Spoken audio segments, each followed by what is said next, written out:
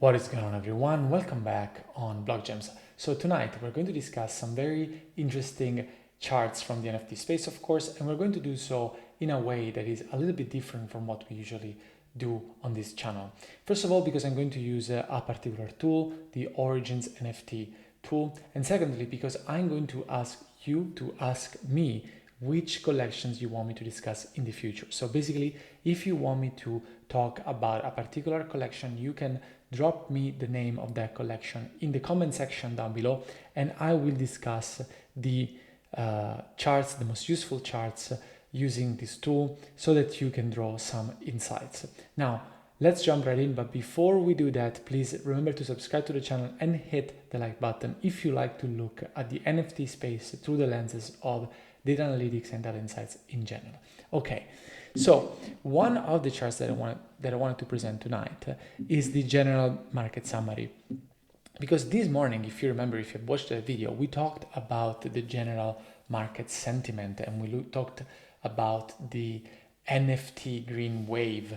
Now, this is a continuation from the video basically up until now, because we see that there is high greed.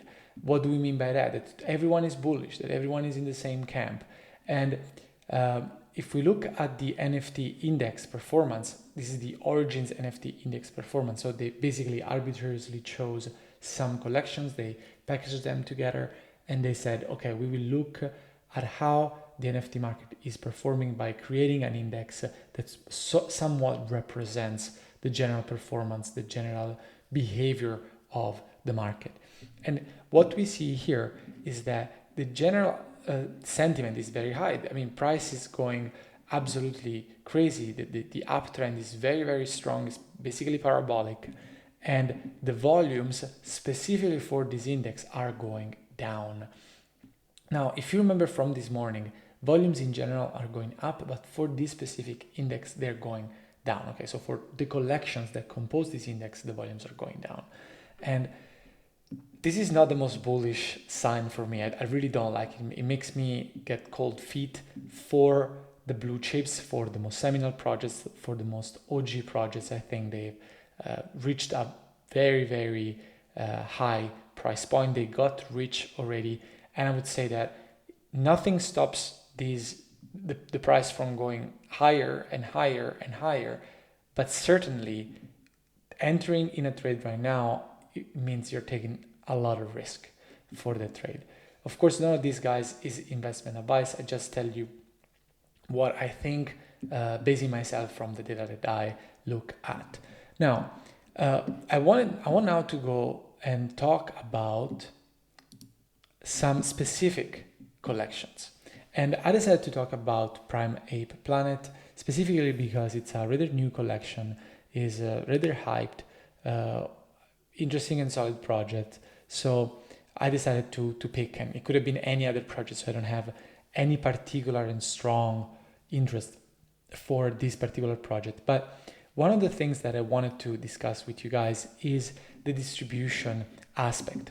Now, I have talked about this point many times on this channel, how important distribution across holders is. And I will use this chart here that you see here to stress on this point and to tell you why this is important, and what are the different implications of that, and why this is something that you should always try to understand. Now, if you have a token that has a total supply of 8,000 items, and you see that more than half of the supply is in the hands of people that either hold one or two tokens, you're basically looking at a collection where the majority of the tokens is in the hands of the poor people. Okay, the collection is not extremely concentrated when it comes to ownership, and this is a sign that I like to see, something that I like to see. Why? Because if the collection, the ownership of the collection is concentrated in the hands of very, very few people, it means that they can dump the price immediately. These are extremely small markets that are really susceptible to concentration. And if very few people hold a lot of tokens, it probably means that they acquire them at a very, very low price point, and they can tolerate the floor dumping at levels that you cannot tolerate. So what they could do is to say, you know what, I'm going to absolutely dump the price because I can, and because I will still make money if the price is 50% from the price point that there is right now. And they have that level of control over an entire collection. So you don't want to be subject to that situation, right? Or at least you want to be subject to that situation the less amount of time as possible. In this particular situation, we see that there is a distribution that is fairly interesting. It's pretty good. However, this is not a hard and fast rule. It's not like you have 50% of the supply in the hands of people that just hold 1 or 2 tokens, and that's fine. It just doesn't work that way. And I'll explain you why this is not a hard and fast rule. If we look at another popular collection right now, Genesis Crittera, this is fairly hyped, and it seems to be an interesting project. There are so many interesting dynamics in the back. You look at the amount of unique wallets, you look at the amount of supply and the amount of holders that hold 1 or 2 tokens, and you say, wait a minute, there is something terribly wrong here. And why is that? Because if you compare this one, where you have about 50%, even more than 50%, in the hands of people that either hold 1 or 2, with this one where not even 10%, or actually slightly more than 10%, hold 1 or 2, you say the amount of concentration is absolutely insane, and I should stay away, because there are very few people that can dump it if they want to. Basically, the whole collection is in the hands of few people. But this is not true in this particular case. Now, I'm not saying this because I'm particularly bullish at Genesis Critters, but I'm saying this because this is the perfect example of when you cannot use this metric to evaluate a project.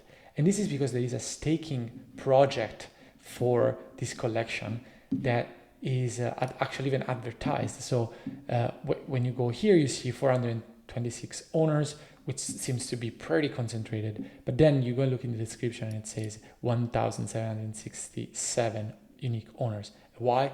Because there are so many that are staked, and probably this provokes a lot of concentration in few wallets.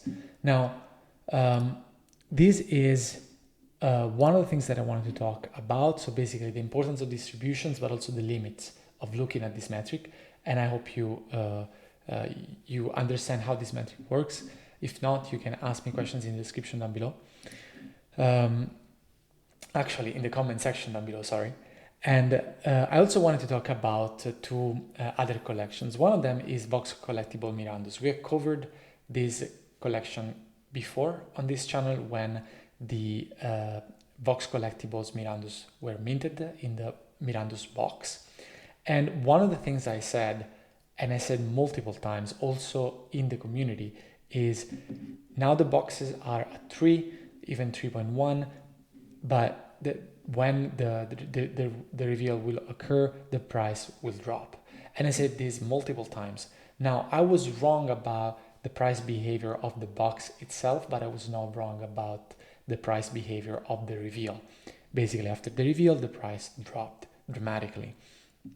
And one of the things that I wanted to do by presenting you this chart is to compare it with another collection that is very, very similar, which is Vox Collectible, but basically the Genesis collection, so the Town Star collection, not the Mirandus collection.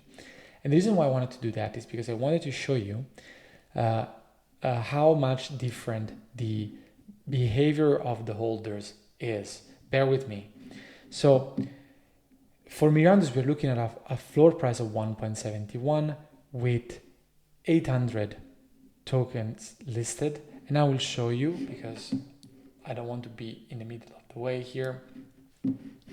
There are 10% of tokens that are listed. Bear in mind, Vox Collectibles Mirandus and Vox Collectibles have very similar functions. They can be used in Townstar, if I'm not mistaken. So they sort of are very similar tokens for the same type of game. Now, here you're looking at a token that has 10% of people that want to sell them. And here you have a token where you have not even 4% of people that want to sell them, and then they're very similar tokens.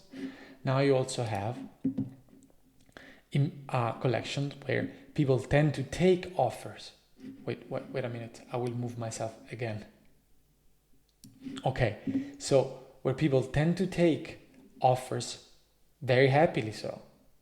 So in this case, it means that in 25% of the sales, people accepted an offer instead of accepting a sale as a spot buy. And why this is important? Because typically offers are offered at a price point, the bids are at a price point that is below the current market value of that token. So if you see so many people accepting offers, that's not the most bullish thing. So if we go and compare it with Vox Collectibles, the first edition, you see that in a couple of occasions we were at around 25, maybe a little bit above, but in many other occasions we were very, very low in the amount of offers that were taken. And you can compare one more time to see that what I'm saying is true. Now, why is this relevant? Because I believe that this spread in price is going to increase even further. 1.71 for the Vox Collectible Mirandus and 2.2 for Vox Collectibles. This is what I believe, and it's not a prediction. It's just I'm looking at the data and I'm seeing that the trend is already there, but also the behavior of the holders is completely different. In this case, it seems that people want to hold on to their tokens, and they use it in the game. Maybe they just recognize the value of it. Here, I cannot make that statement because the amount of tokens that are listed is much higher, and the type of token is very similar to the first collection of Vox Collectibles. So guys, if you find this video interesting, if you think I helped you in conducting your own research, please remember to subscribe to the channel and hit the like button. Also, for the next video of this type, ask me in the comment section which collections I should review. Thank you very much for your time, and I'll see you in the next video. Ciao, ciao.